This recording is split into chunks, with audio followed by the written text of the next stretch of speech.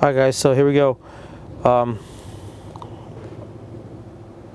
putting the door panel back on the car now. I showed you guys how to take it off earlier. And we replaced the speaker. So you get this plug right here goes right here. Make sure you plug that in.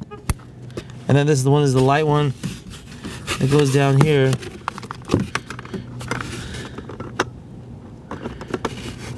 That goes plugged in. These three guys here, make sure these guys get plugged in.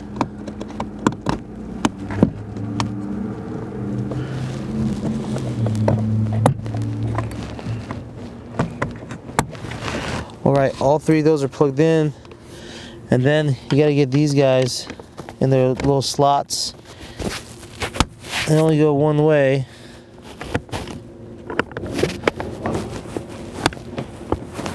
The top is the light blue, the bottom is the black, but you can't put the one in the other one in the other. They're size, one's bigger and one's smaller, so you can't really mess them up.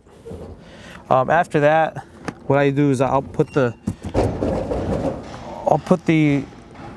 door panel up on top of the railing first, and then look over here, see all these tabs are lined up to the holes. And then you just push them in. I'll go in. Pretty simple.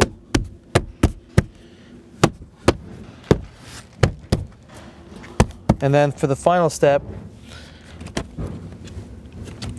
you gotta put these screws in. The one that goes right here. And then there was one that goes right in here. And then make sure you put your little caps back on.